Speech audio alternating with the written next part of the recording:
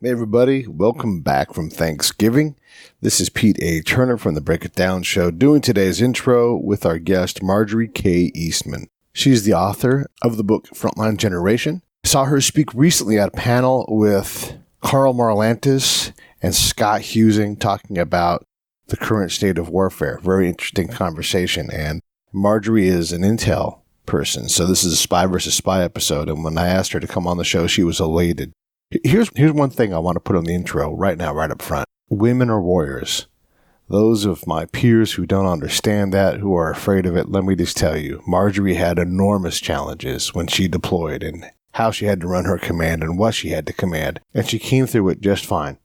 Women can fight. I've seen it over and over and over again. So if you were of the folks that don't believe that, give Marjorie a listen and let me know what you think. You're welcome to talk to me anytime you want. Pete@breakitdownshow.com is my email. There's one cool thing that Marjorie has going on with the bicycle cards people. She made a new deck of cards that celebrate veterans, that celebrate veteran organizations like Save the Brave and that kind of thing. Black Rifle Coffee, Grunt Style, all of these different companies. If you want to support veterans, if you want to have a fantastic collectible, these bicycle cards are just that. They're only available for the rest of the month here in December of 2019. So if you go online, you can go to marjoriekeastman.com or you can go to Amazon and buy them. And the cards, they look slick. I've already purchased them. They're $7. So you get yourself a $7 deck of cards. You're doing something really cool. You've got a very neat once-in-a-generation collectible. With all of that said, let's do this. Support the show. Rate, review, subscribe, all of these things. We're making changes all the time. Show is getting better all the time. We'd love your support. Tell a friend about it. Whatever it takes, however you can help. If you need an idea on how to help, let me know. We're always buying new equipment and always investing in things. If you want to buy me an airline ticket, that's great. Do that too. These are all ways to support the show. We're coming up on the end of the tax year right now. So if you want to put some of your charitable dollars towards a charity, if you go to savethebrave.org, you can just donate right there. You can do like I do and do a monthly subscription so that you take a little bit out of your paycheck each month and help these guys do this great mission. I am proud to be part of it. I'm becoming more and more part of Save the Brave. And if you guys join me, I know that you will find value in that too. Every adult who's got a regular life should have a powerful charitable charter. You guys all can do something, whether it's for Save the Brave or homelessness or supporting the arts, whatever it is, we can all do something with our time, our attention, our location, our job skills, our money. There are so many different ways to help. That's what I encourage you guys to do. Okay, enough of that stuff from me. Let's get to Marjorie. Hey, thank you all so very much. I really do appreciate it. Here's Marjorie K Eastman. Lions Rock Productions. This is Jay Moore. This is Greg Proops. This is Jordan Harbinger. This is Dexter from The Offspring. This is Nathan This is East. Sebastian Younger. This is Rick Morata. This is Stuart Copeland. This is Mick Gillette. This is Andy Summers. Hey, this is Skunk Baxter. This is Gabby Reese. This is Rob Bell. Hey, this is John Leon Guerrero. Hey, and this is Pete A. Turner. Hi, I'm Marjorie K Eastman. I'm a veteran. I'm an author, and I am on the Break It Down show. Yes, you know we like to bring our veteran guests on to talk about things. And you guys, I think will like this for a couple reasons. One, Marjorie's a veteran, and I love telling these kind of stories. Two, spy versus spy, because she's an intel collector like I am. Was a commander while deployed. Super smart, has a master's twice. Once an MBA from Vanderbilt. Oh, that's no big deal. And then also a master's of arts in international relations from the University of Denver. So very applicable to what you do. And I wonder, because 2006, 2008, had you deployed when you got that master's degree? Hey, this is Pete A. Turner from the Break It Down show, checking in real quick to ask you this. John, Scott, and I all support Save the Brave with our time, our location, our effort, and our money. Each month we give a small amount. Do the same with us. Go to savethebrave.org, click on the donate tab, pick an amount that you want to come out each month, and they will handle all the rest. I stand behind these folks. Thank you so much. Let's get back to the show. When you got that master's degree? Yeah, well, my first deployment was when I was enlisted, and I enlisted right after 9/11 because of 9/11. Oh, nice. And so I had my bachelor's degree at the time, but I wasn't going in to make it a career or to be an officer. I just wanted to serve, and I wanted to do a specific job. So I went in doing PSYOP and civil affairs as enlisted, and then I ended up getting my master's degrees later on. When you go and you sit down in front of someone who's a professor at a university and they're telling you about international relations and I'm just going to fluff you up a little bit here, you're an international spy, right? How hard is it? I know for me, it would have been hard to swallow. Like I read the entire Georgetown, program that they had, but I didn't need anybody to tell me what reality was on the ground because I was that thing. How challenging was that? Well, it's really interesting. I haven't talked about this in quite a bit, but there's a chapter in my book where I'm sitting in one of these master's degree graduate school classes, and the professor, we're going around the room and we're doing our introductions because it's the first class, and you have to say your name, and something interesting about yourself. And I said, my name, and I said I'm a veteran, and I served in support of Operation Iraqi Freedom. And he hadn't stopped anyone else, but he got to me and he stopped and he said, wait a second, and then he started asking me questions like the Spanish Inquisition, right? And I thought, yeah. I didn't anticipate this at all because I had read his bio, was a good intel person. I looked him up before I started his class, and he had served in the Air Force, I believe, and he had served during the Vietnam generation. And so I was kind of curious why I was getting the questions on, well, wait, what war? Like a few questions like that, right? And it got to the point where he had asked me, and I figured it out. Like he wasn't just being awkward, but he was kind of trying to make a point. And he had said, I said Operation Iraqi Freedom, and he goes, oh, Mesopotamia. Didn't we make it a bigger mess? And he was trying to make a joke of it. And I'm thinking, you want to talk about we, the soldier, or we, the American people that voted to send us over there, or we, who's our we, Yeah. And so it was just really, I talk about it and I kind of lay this story out in one of my chapters, but it really goes to show how, the soldier, sailor, airman, or Marine, we don't choose the wars we fight in. Policymakers do. Yeah. And so we need to remember that. And so it was just fascinating, but it's, Mesopotamia. Yes. Yeah. And by the way, Mr. International Relations PhD, thanks for the guidance, do you mean us academics that haven't figured it out yet either? Yeah. I know. Well, it's easy to get unfair, but it is hard to swallow, from my own experience, because I went out all the time, when people try to tell me what's going on with Iraq, or especially right now today with Kurdistan, it's hard to even take them seriously, even if they quote unquote know what they're talking about. Yeah.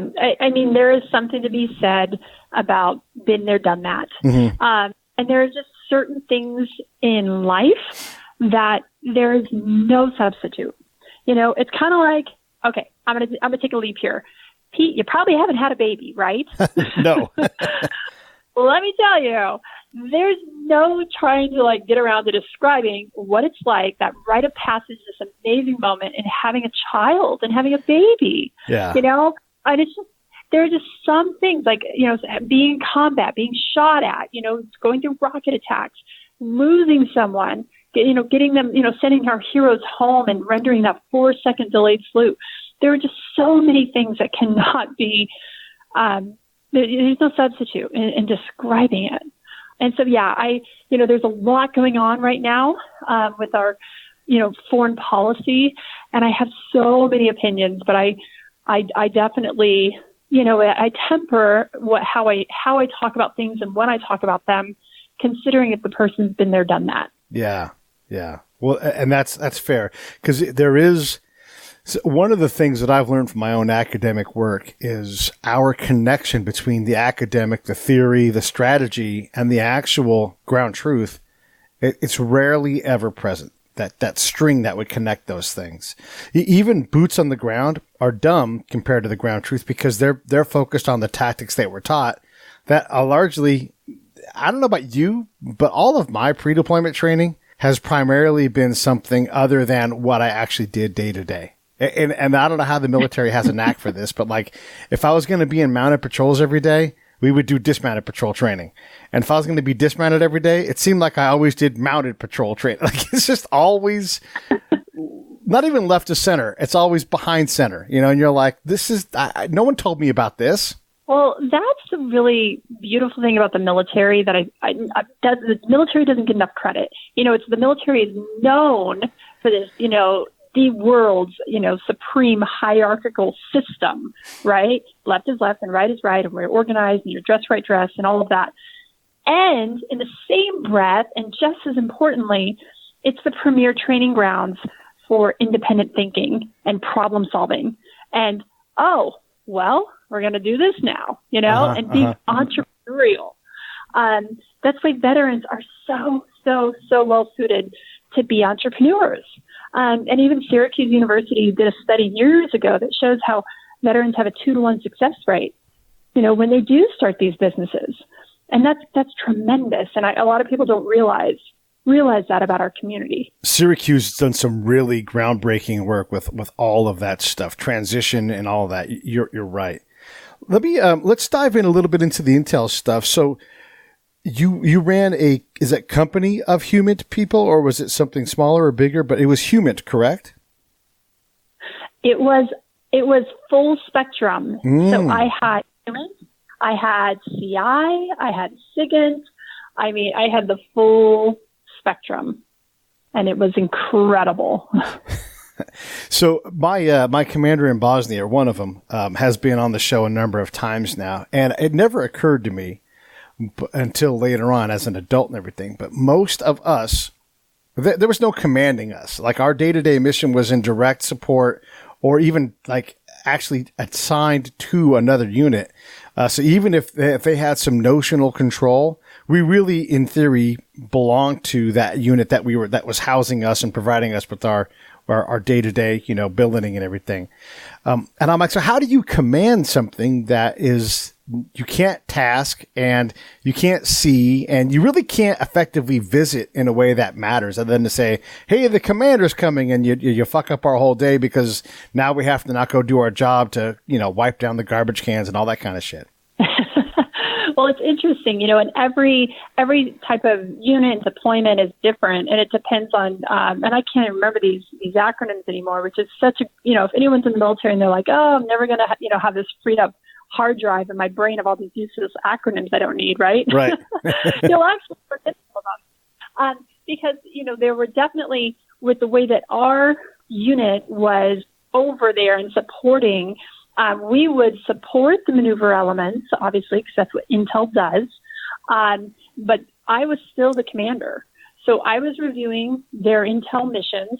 I reviewed more than 200 over a time frame of a year. And these were missions that, hey, we're going out with said maneuver element to do a patrol, to do this, to do that, to do an interrogation. And I had to push it up through my chain and the intelligence approval process. And so it was very much, I wasn't just the commander hopping in to like, hey, how you guys doing? It was, we had operational control. Yeah. Yeah. Okay. So day to day then, as you get reports in and, you know, whether they're FIPPers or DIPPers or IIR, you know, whatever, you know, intelligence report that you get, how much are you tracking that versus actually running the company? Because you have, you know, responsibilities to the battalion. You're trying to provision your own people, making sure everybody's got boots and food and all those things. How much time did you get to spend in the shop looking and reading reports? Every day. Every day. I mean, but this is the thing. You're one person. You can't do it all. Right. And so I have no problem delegating to awesome NCOs. NCOs are the backbone of the military. I have the deepest respect for them, and I had the best NCOs in the United States Army, hands down. And so my NCOs that were leading the different teams, that were leading the intel, you know, the reports section, we had very good relationships, very solid understanding on, hey, this is your decision level making. Like, you can make the decision. Just keep me in the loop when you back brief me at, you know, at our 9 o'clock meeting at night or whatever. Right. And then this is when you need to elevate it. come find where I am.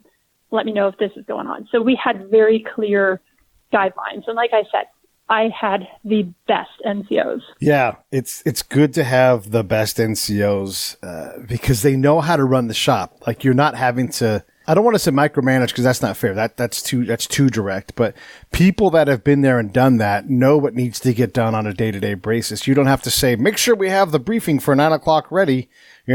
Starting first class so-and-so, be ready to brief because only you can handle it. Like that does happen. But it sounds like you had a very a hands-off, trust-based style of leadership. Hey, yeah, I mean, if you want to really be successful, and you have to be uncomfortable as a leader. You have to let go and you have to let other people grow, thrive, and flourish. And what I've learned from the best leaders that I've had in my life is that with the right encouragement, the right training, the right support, the right resources, and by setting the bar, I mean, every leader that I've had that's been tremendous, you always wanted to rise to the bar they set for you. And so that was my strategy walking in as the commander. I put the bar right where it needed to be. And I said, this will be the best company in the battalion because of you. And let's do this. Come on, let's go. And so they knew it. And so that was where we were. That's where we were operating at. Okay. Yeah. So for my friends that are listening, in a battalion, there's a number of units, right? And oftentimes they have a job. And so one of them is headquarters company, right? So they own all of like the leadership and they own just a lot of like the mechanics, that kind of thing. And it's not sexy work, but it's vital to the mission. Because if you don't have a headquarters company that can do anything, all of a sudden, you don't have boots, you don't have food, you don't have the things you need to get your people out in the mission. Is it possible for the headquarters company in a deployed environment to be the best? Like, can they, or is it just more about like the battalion, like everybody's pulling their weight and then some? Oh, which one you want me to answer? Yes, yes, and yes. and I think that was what was so fascinating about my company. It never happened. My company was a hybrid. So I was in charge of a traditional headquarters. Right. And I was also the commander for what is known as a MICO, a military intelligence company. And so I had both. My company was twice the size as the 3 other companies in the battalion. And so I was in command of both elements. Oh, my goodness. And I believe that was one of the aspects to why our company was most successful is because we had that synergy amongst the headquarters gurus that are taking care of our radios, that are taking care of our personnel issues, that are taking care of our legal stuff and our, the overall bigger operations picture. I mean, it was just, it was daunting and confusing because I had never even learned about this before I deployed to Afghanistan. But then when I got there and I was in the saddle, hey, you just own it and you go with it. And we did it. Yeah, and let me sing your praises here for a second. Did you also have enablers attached as well that had to go out with your collectors? Yes, we had a. Love it. Yes. Why did they do this to you? Good for. You know what? You should be proud. Even if you guys did half of the job, you should be proud. Please continue. We had so many moving parts, and that was my first sergeant's funny phrase. He'd always say, "So many moving parts, ma'am." I'm like, I know it. But we had, the management and the using, and working with our interrogators, our interpreters that were with us. Obviously, we were working in, a coalition space that had, elements that were not from our country. They were from France. They were from New Zealand. They were from different parts of the world, and we're working together. And we're doing these intel operations. It was just phenomenal. Yeah. Let me speak some code here to the audience, or break down the code you were talking about. So look, a company is, so in a battalion, there's about 1,000 people, give or take. Like that's in the book, you look, a battalion is consisted of. What Marjorie is describing is not that. It's way bigger. There are a lot of people.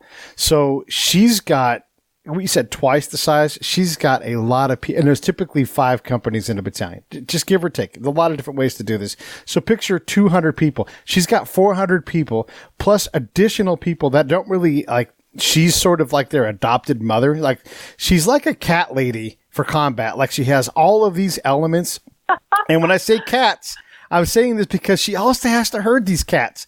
So I would work typically with someone like Marjorie. She'd be like, yeah, you can have access to whatever. I'm going to do what I want to do, though. I know what my job is, and I'm working for, the battalion commander, but she has the rides out to the battlefield where I need it. So although I'm going to make sure she's taken care of, she literally can't tell me what to do at all. And I have the ear of the commander. So like, I'm just this crazy cat. She's like, look at that fucking crazy cat. This over here, I got these interpreters. What the hell am I going to do with them? They broke their shower again. Oh my, and so it's all these different pieces plus your intel mission, plus like the HHC stuff that you have to do. Hey lady, that's hard work. Did you sleep at all? Not for about a year. You don't sleep much. You really don't. And, it was just such an incredible, I couldn't have even imagined this experience. And it's all captured and it all culminates in my book, The Frontline Generation. I mean, because backing up to one of the comments you had just said, like I had airmen assigned to my company and I was their commander. Yeah. I had 4 Navy sailors assigned to my company, and I was their commander. We had obviously some great sparring for all of that. The Air Force, Army, the Navy, we're all under. It was so wild. But it was just about, every day you just give it your all and you do your best.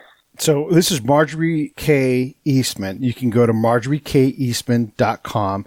You for sure should buy the book, Frontline Generation. And her tales, what she's done is remarkable. I mean, that there are a lot of remarkable people in the military doing remarkable things, but like that, the reason why I laugh so much, because it's preposterous to expect one person to do that. And yet there she is, she's doing it. And it's like, if no one's told you, oh my goodness, like you should have, all the awards, you should have got 2 of them because you did 2.5 people's jobs. So legitimately, that's no bullshit. Like she really, to guide that and to come out thinking that you did a good job and successful and proud, good grief, you had a lot of work to do. And in one of the most complex and challenging, confusing environments you can possibly do it. She's sending people out in a place where our partners on occasion would shoot us on purpose. So you'd have an Afghan turn on an American, bam, and shoot them. So she's dealing with that threat every day. She's dealing with the enemy that won't engage effectively and just will not cooperate like the enemy is not supposed to, And so just all of these impossible things, and to come out smiling is, Marjorie, good grief. Thank you so much for doing that. Well, it was my good fortune. I am so grateful every day that I had that year of my life for all the tough times that it entailed. But you're not growing if you're not struggling. Uh-huh. And there's something that only struggle can so abruptly reveal. And I learned so much about myself and about the community, about my profession, about people. It all comes back to the people. Okay. We were there in Afghanistan, 2009 to 2010. Those were the surge years where we had upwards of 100,000 troops in Afghanistan. And those were the surge years, where, that's how many troops we had. But guess how many, contractors, foreign nationals, like we had the bases were huge. And we had so much going on. So it was definitely, like I said, it was my honor to be part of something. Did you get a chance to collect it all, and I mean throughout your career, did you ever get a chance to go out and actually flex your human muscle? Not as much as I wanted to. Yeah. But, that's the thing why people are always like leery of like intel professionals. They're like, man, are they trying to get me to tell them something, Uh-huh. I'm like, no, I'm just at the grocery store and I need to know what aisle can I get the flour, Right. But it's like, what's so amazing about the training that we've received as intelligence professionals, it's so applicable in so many other facets of your life, and so it just makes you a very thoughtful person, and more intentional, I think, in how you kind of step. Yeah, you're right. There is a lot of, I had to work through a period of time where I tried to influence and dominate every conversation, and really only I knew I was doing it, but I felt terrible about it. And as I got away from that and got more into trust mode, I became a better collector, but also a better person day to day in my real life, because I quit practicing on my friends subconsciously and trying to convince everybody about something that they didn't need to be convinced about. That's so funny. Let me tell you, just growing up in my family, I had so many brothers and sisters, just trying to get someone to pass the salt and pepper across the table, life skills. I'm telling you, man, things that really helped you with working with different people later on in life. But yeah, exactly. It's just, it all comes back around. It does come back around. So let's change gears a little bit. And also, I want to talk about your deck of cards program, the product, because this is really neat. So basically, people can come in and they can buy a deck of cards for a limited time, either on bicycle.com or through amazon.com. And what is the support? And tell us more about it. Oh, my goodness. Well, talking about awesome intel people, really to back up, you probably remember, and I know a lot of your listeners probably remember, in 2003, there was the Iraqi Most Wanted deck. And it was the high-value targets, all the quote-unquote bad guys, right? Their faces, their names, their titles. They were on 52 cards in a playing card, a deck of playing cards. And when the team actually created this deck to kind of get the information easily accessible and out to the troops that were moving forward, instead of, hey, this HVT list, we've got to go sit on a classified system to pull this information up. Well, that's not helpful when you're doing a patrol in a village in a desolate area, right? Yeah. So, and it goes back.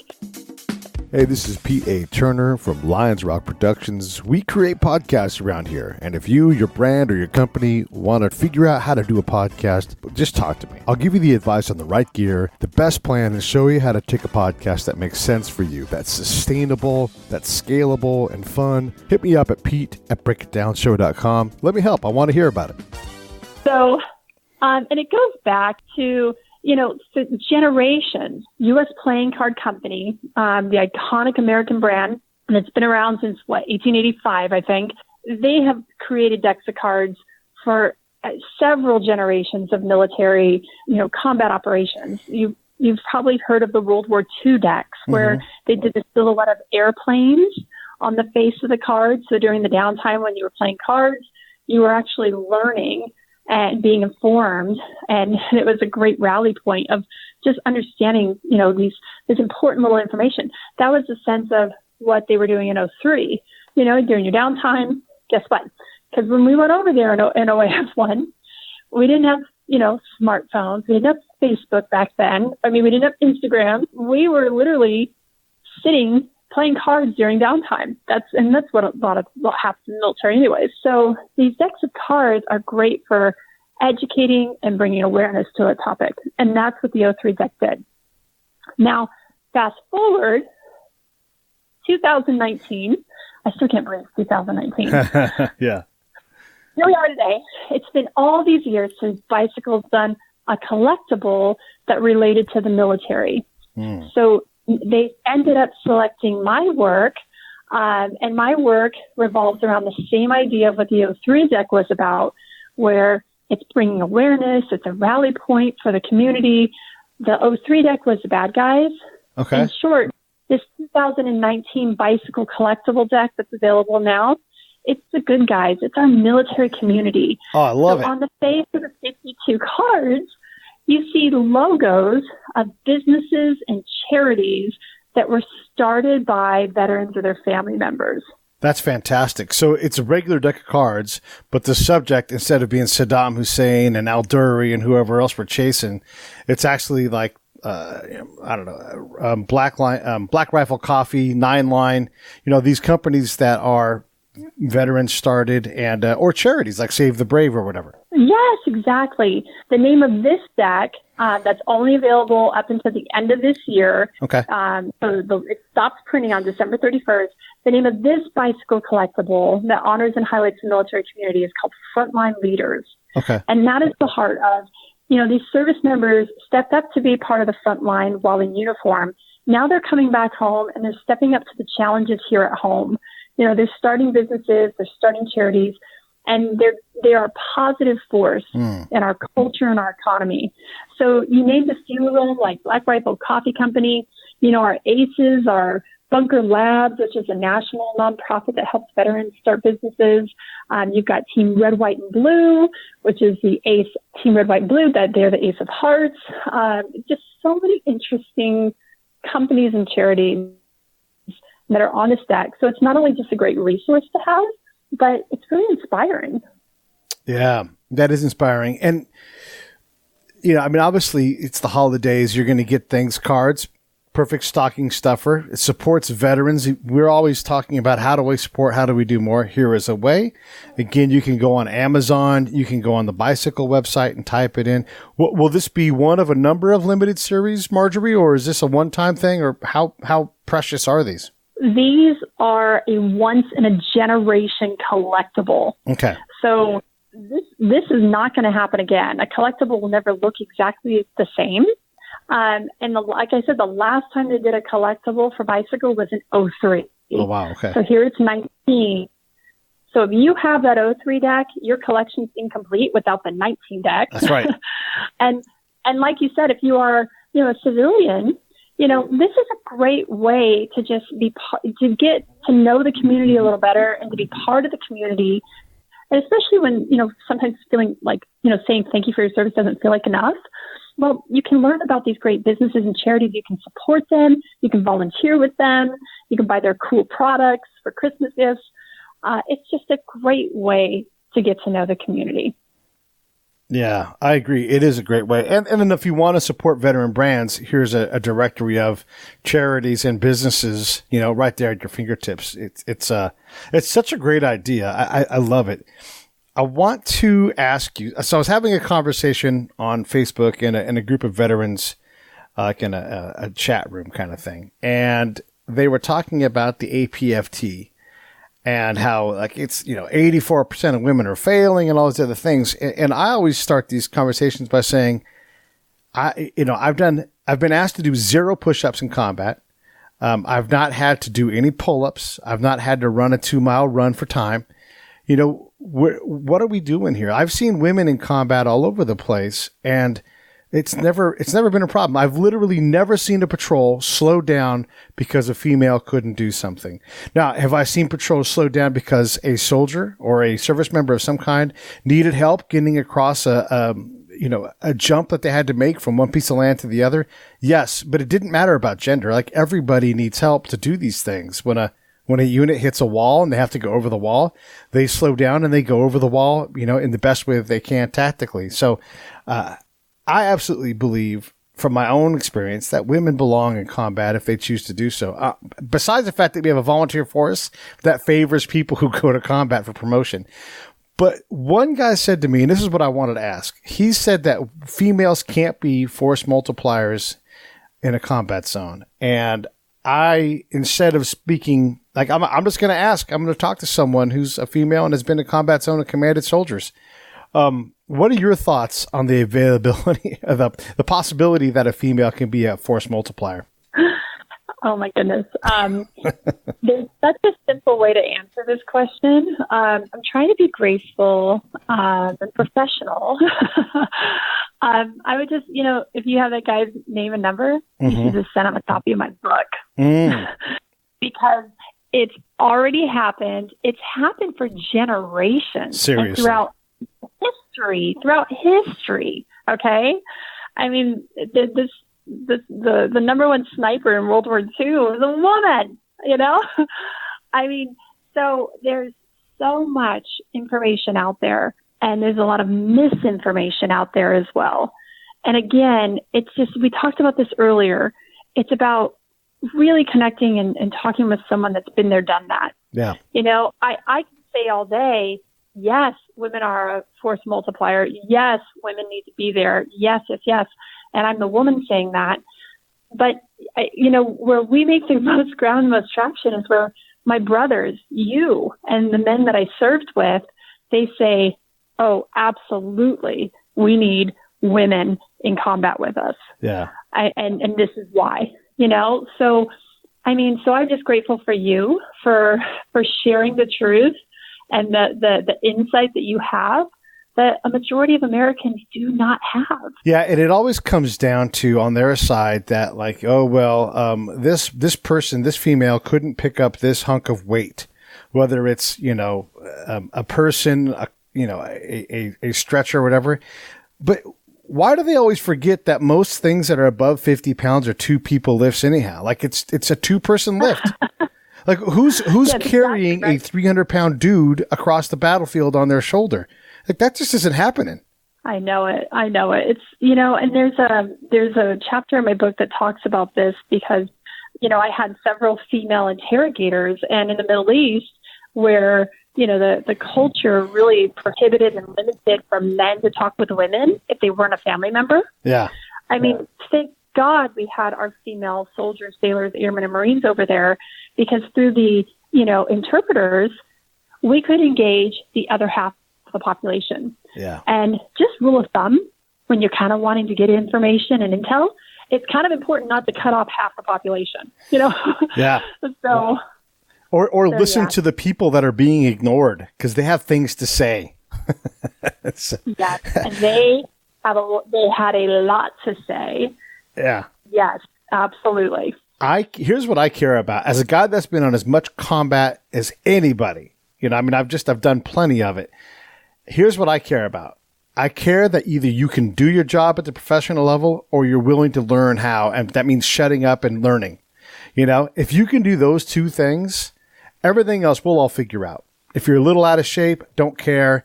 It's going to be fine. We're either going to drive in cars or we're going to walk somewhere, and we're going to walk at the pace that we can all go. Here's a reality for all these guys that think they know something. And these guys are good people. They're good veterans and everything. But when you do your most arduous movement in Afghanistan, you're not going as fast as you can, because when you get to wherever the fight is and you don't get to plan that, you can't be huffing and puffing and grabbing your knees because you've been running for the last hour. You move at a deliberate pace because that's what the terrain requires. Is that always true? No. But the reality is this: if you hike up over a mountain and it takes you an hour to clear an obstacle as a unit, then it takes a fucking hour. You don't go and get there that you're so... This is anybody, any gender. You don't go so fast that you can't fight when you get there. So all of that stuff, Marjorie, I don't get it. And like you said, OBE, all of that stuff is over. Females and turrets. I've seen MPs running around on the ground in firefights. Everybody does it. And I just don't get, it's like every time we hit one of these inclusion barriers, whether it was blacks back in the 40s and 50s or gays in the 90s and the early 2000s, and, for whatever reason, women now, the same arguments and the same result. We all get past it and we're like, man, I'll tell you right now, person for person, you give me a group of 5 females to go collect, and I will run the shit out of those collectors, and we will dominate any team in the country, any team. I love your viewpoint and your passion. You're spot on. And, our community gets it because they've seen it. Yeah. And just like you said, I have, soldiers that I served with, I know exactly what they're telling their sons and their daughters now, about are women capable of fill in the blank. I know exactly what they're saying. It's so funny. It was like policy had to catch up with reality. Right. Because we were already there. It was happening. Yeah. And even my mom, she was so funny. She called me like the day that Congress had passed, or the Department of Defense had passed, or whatever it was, that women were allowed in combat. And she called me up that morning and she's like, so does your combat action badge count now? And it was like a couple of years afterwards. And I'm like, Mom, you're pretty funny, you know? Yeah. Yeah, well, that's the interesting thing too. I mean, the times have changed, and I mean, so much is the same, but a lot has changed. A lot is different. I mean, before 9/11, we didn't have a combat action badge, right? We had CIB, right? So yes, so it's just seeing it for what it is, and really, again, talking to the people that have been there, done that. Yeah. It's so important. Yeah, and I don't want to be too hard on the guys that don't quite get it. You know, they will either come along or they'll get left behind, one of the two. But they're always concerned about the Russians and the Chinese. And okay, great, but we don't get to pick the next fight. I want people that are pros. So that makes me want to look forward. And you and I have talked briefly about this, but I think this is another good topic to bring up because of how we fight and how modular we are, and the complexity of it. We bring in a lot of outside capacity, and as a, the older folks, and I'm one of them, but I've managed to get past this, are like, we should cook ourselves, we should fix our own stuff, we should. But the reality is, and because you've run a company that was a hodgepodge, actually 2 companies bolted together with a hodgepodge of other things.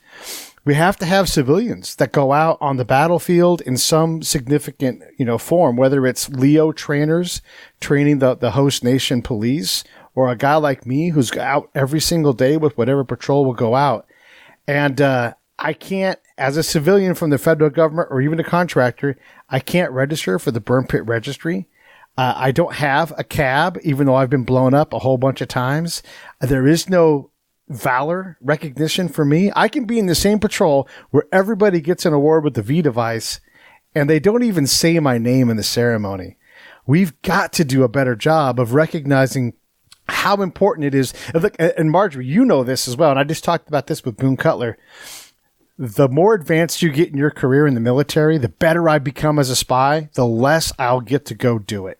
So I'll run teams, I'll run personnel, I'll do everything. I'll go run supply.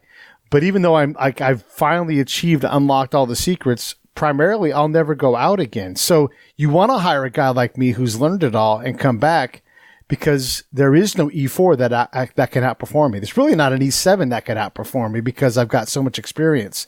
So let's talk about, how do we deal with this, this massive body of expertise that we're going to use no matter what, that's going to allow us to go off the camp. Why are CI people swinging a hammer? Well, you got to build your own shelter. Fuck that. Go collect. That's your job, You really bring up a good point about, and a lot of people, they kind of frame this conversation around this, military industrial complex, right? Yeah. If we are going to have contractors fight our wars, then what are we doing, right? If we don't have enough service members to fulfill our foreign policy commitments, then we need to look at what our commitments are. There needs to be absolutely that collaboration, because there's a different strength, there's different skills, there's a different brain trust when you look at other organizations and aspects of the government that fall in.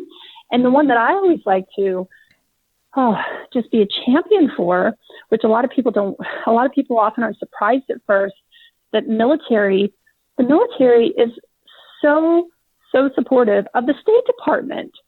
We love the State Department. Yes, go in there and do your thing so we don't have to go to war there, Yeah. I mean, the State Department is such, earlier we talked about a force multiplier. I mean, they are a force for peace multiplier, and they keep us from the entanglements and the conflicts, and we understand our international partners in such a better way, and we absolutely need these other players in the government by our side. And you're right. I don't think, there's as much, I don't think that, for as much as what people don't know about the military community, we really don't know enough about these unsung heroes. Yeah. Yeah. It's crazy. We have this anger at them because they're contractors, but they're not contractors. They're employees of a company that responded to a request from the government for help. Yeah, you're right. Yeah, you're absolutely right. And, it's funny, General Mattis had said, a few years ago, if you don't fund rightfully from the State Department, then you better give me some more bullets. Yeah. Because he gets to the point very perfectly and succinctly, and the only way that Mattis can, right? Yeah. And it's so true. The support that we had from all these other, organizations, all these people that were there, it is absolutely part of the story that I don't think enough is said about it. And we should all understand the amount of capacity the State Department has. It has its own problems in terms of like arrogance and everything else. They're really bad at ego there, but there are not enough of them. They can manage a very small thing. So let's say that there's a brigade, 5,000 people sitting there. I mean, there's not 20 State Department people. There's maybe not 5 trying to do a job. Like it's just, the numbers are so out of whack. Like if we really do think that statecraft is so important and that war should be the last result, then why on earth is the State Department so small? Because you're right. If we could go out and develop capacity and solve simple problems, why is the number like 100 to 1, if even that good? I know. It's definitely, every person I've ever worked with in the State Department, I have utmost respect for. They were professional. They were the best of their profession, and they were an absolute added value to the mission. Well, you're kinder than I am, but yes, they look. We all mean well. We all have great intention. It's just they're asked to do absolutely impossible things, and never given the kind of resources that's required to do those things well. It's just, where the real work needs to happen, where the smallest amount of help will have the biggest impact. Those guys have no idea, and it's just a different world to them. They're way too strategic. And there probably should be some kind of State Department tactical force. And when I say tactical force, not to impose will, but to go out and put effort into things that country wants to put effort into within our diplomatic parallels. Okay, so Marjorie, I want to ask you one more question. What's next? You've written a book. You've got the deck of cards things. You're out speaking. Where are we going to find you next? What are you excited about? Oh, that's such a great question. I've always been a planner. I've had my 1, 2, 5, 10-year plan laid out since I was like 5. And of course, Semper Gumby, like you always got to roll with, I never planned that I was going to be in the military, but when 9/11 happened, I knew in my heart that I needed to serve in uniform. And so it changed my plan, and you got to be nimble. So for myself, I'm really being present. I'm just going, and giving all of my effort and my energy, my passion in supporting the military community, and just these interesting projects that I've been part of. It's just been exciting. Well, listen, I appreciate you coming on and taking your time to talk with us and share the story. Thank you for being a force multiplier, whether anybody wants to say it or not. I appreciate you. I appreciate you taking care of my brothers and sisters who go out and talk to folks and bring back the truth. And everybody should go support Marjorie on her website. It's probably the best way to get the basic resources. You can certainly go to LinkedIn and Facebook and Instagram, but also MarjorieKEastman.com. She's available to speak. And really, truly, get her book. And don't forget the rules when you get a book. You have to buy the book on Amazon. You have to rate it 5 stars and give a quick review of it. It doesn't have to be long. It could be 50 words. Just do that, and that way people can discover her great book, because she's describing something that's not commonly described. We're going to buy the books from the SEALs, buy the books from the spies too, because she's important and she's done something remarkable. Hey, Marjorie, thank you so much for coming on. No, thank you. It has been such a pleasure.